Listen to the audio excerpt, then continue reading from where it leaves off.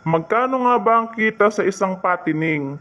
Ang kita po ng isang patining na baboy ay nakadepende po sa tumatakbong presyo dyan sa lugar nyo at timbang ng inyong baboy.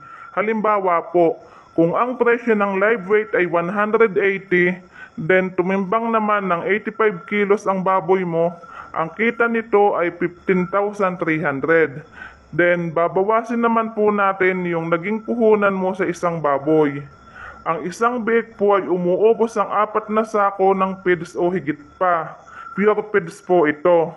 At ang halaga na isang sako ng feeds ay 2,000. I-times po natin sa 4 na sako. Ang total nito ay 8,000. Halimbawa naman po na 4,000 ang bili mo sa isang biik.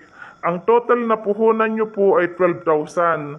Sabihin na po natin na kasama na dyan yung vitamins at gamot pati na rin ang tubig dahil isa lang po naman yan. Ang matitirang kita nyo po dyan ay 3,300. Medyo maliit po.